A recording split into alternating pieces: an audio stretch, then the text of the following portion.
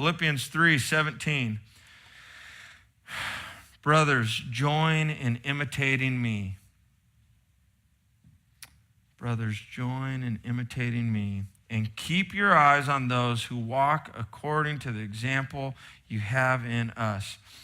We read this often and think in our discipleship culture, we think what that means is find a Paul and imitate him. This is Paul writing, brothers, imitate me. That's great.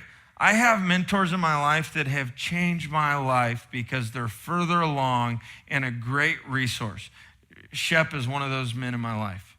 There's probably 5 or 6 men in my life that have really impacted my life. They're the Pauls in my life, and I'm the Timothy.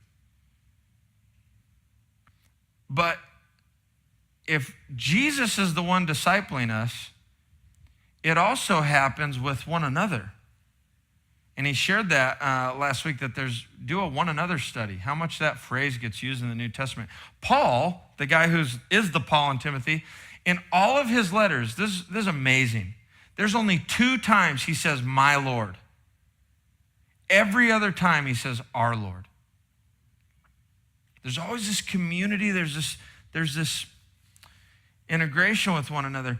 This is the challenge I have for us. Can we take the responsibility to say that verse, apply that, you be the Paul? Can you say to someone, join in imitating me? In 1 Corinthians 11, you guys just finished that book, 1 Corinthians 11, Paul says, imitate me as I imitate Christ. So it's not about him. It's not me coming up here and saying, guys, act like me because, I'm whatever.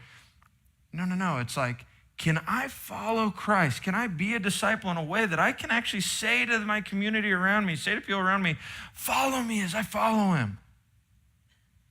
Join in imitating me. That gets really real now, right? The responsibility is huge. Here's the deal.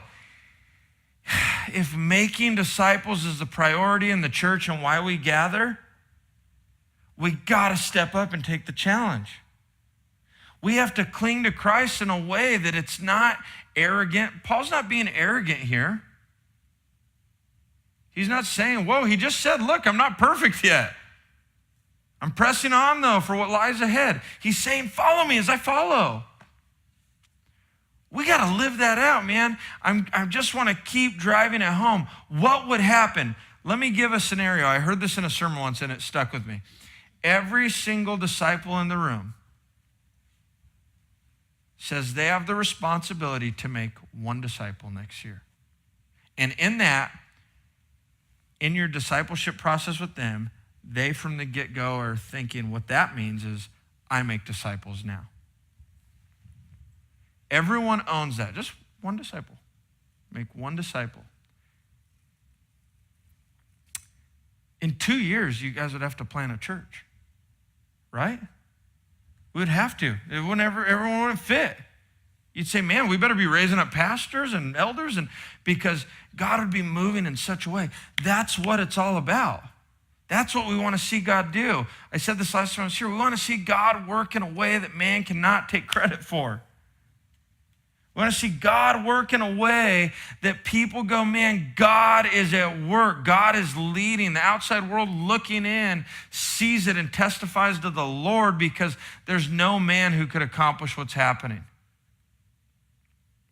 And so we ask God, lead me with your spirit and lead me to be a disciple maker.